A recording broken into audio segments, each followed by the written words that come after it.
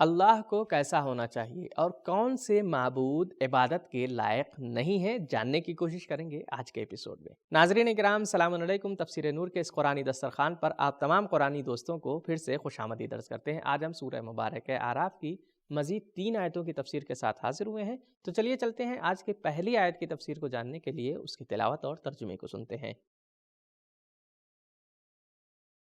كتاب أنزلناه إليك مبارك ليدبروا آياته وليتذكر أولو الألباب بسم الله الرحمن الرحيم إن ولي الله الذي نزل الكتاب وهو يتولى الصالحين بے شک میرا ولی و سرپرست وہ اللہ ہے جس نے یہ کتاب نازل کی ہے اور وہ نیک بندوں کا سرپرست اور کارساز ہے۔ تو یہ تھی آیت نمبر 196 کی تلاوت اور اس کا ترجمہ۔ بڑھتے ہیں اس آیت میں پائے جانے والے نکات کی جانب۔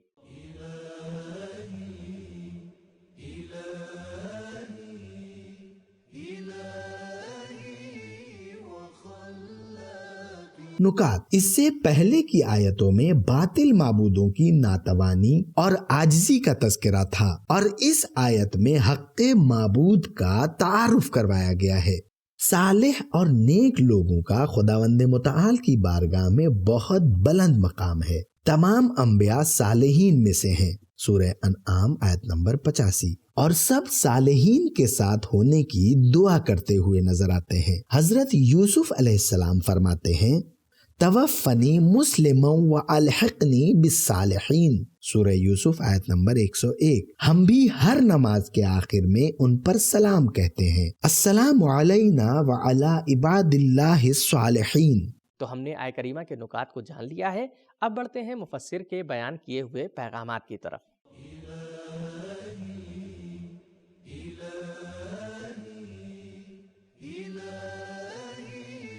پیغام نمبر 1، قرآن مجید کے ذریعے اللہ تعالیٰ نے پیغمبر اکرم صلی اللہ علیہ وآلہ وسلم کی حمایت اور سرپرستی کی۔ نمبر 2، صالحین کا اللہ تعالیٰ کی سرپرستی کی طرف متوجہ رہنا ان کی ثابت قدمی اور دشمن سے نہ ڈرنے کا سبب ہے۔ نمبر 3، پروردگار عالم کا مومن انسان کے ساتھ بہت گہرا اور قریبی رابطہ ہے۔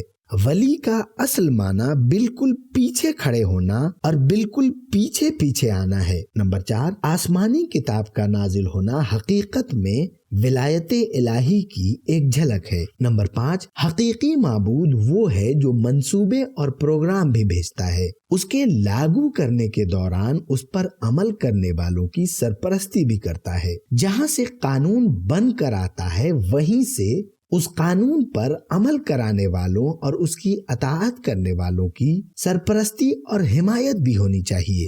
نمبر 6، ڈرو نہیں، کیونکہ پروردگار عالم صالح اور نیک لوگوں کا سرپرست ہے اور اس نے مدد کرنے کا وعدہ کیا ہے۔ نمبر 7، عام انسانوں کی مشکل یہ ہے کہ ان کے پاس کوئی ٹھوس پروگرام نہیں یا پھر ان کا کوئی سچا اور ہمدرد سرپرست نہیں ہے، جبکہ مومن انسان کے لیے دونوں مشکلات میں سے کوئی بھی مشکل موجود نہیں ہے۔ نمبر 8، صالح اولیاء کے لیے اللہ تعالیٰ کی سرپرستی ہمیشہ کے لیے اور عام ہے۔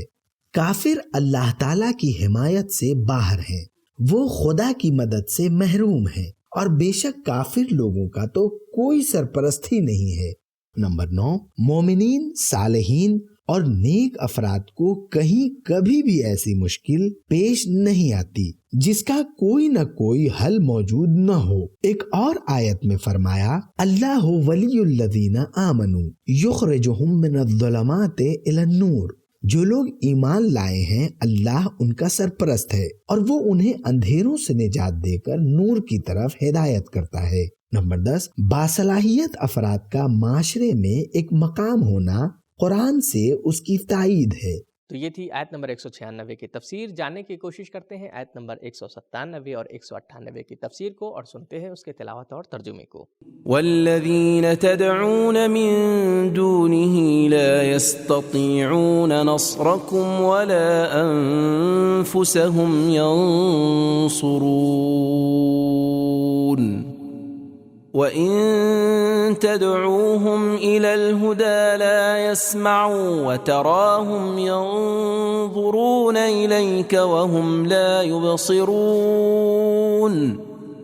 اور جنہیں تم اللہ کے سوا خدا پکارتے ہو وہ نہ تمہاری مدد کر سکتے ہیں اور نہ خود اپنی ہی مدد کر سکتے ہیں، اور اگر انہیں سیدھے راستے کی دعوت دو تو وہ تمہاری بات سنتے نہیں ہیں، اور تم انہیں دیکھو گے کہ گویا وہ تمہاری طرف دیکھ رہے ہیں حالانکہ وہ دیکھتے نہیں ہیں. تو ہم نے ان 2 آیتوں کی تلاوت اور ان کے ترجمے کو سنا. اب جاننے کی کوشش کرتے ہیں ان 2 آیتوں کے ذیل میں کیا نکات ذکر کیے گئے ہیں.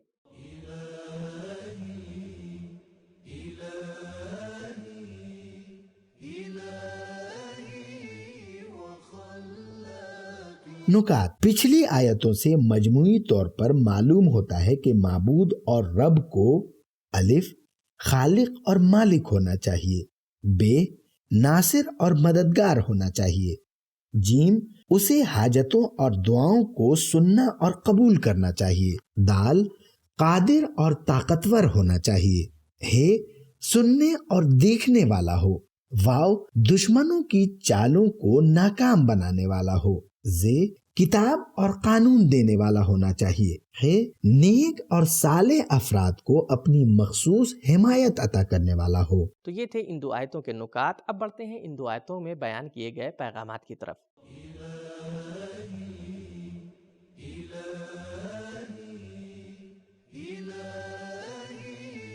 پیغام نمبر 1، بت پرستوں کی بت پرستی کا مقصد ان سے مدد حاصل کرنا ہے جسے قرآن مجید رد کر رہا ہے کہ وہ مدد نہیں کر سکتے. نمبر 2، بتوں اور جعلی معبودوں کو حادثات میں کم سے کم اپنا بچاؤ تو کرنا چاہیے جو کہ وہ نہیں کر سکتے اور نہ ہی کوئی دوسرا ان کی حفاظت کر سکتا ہے.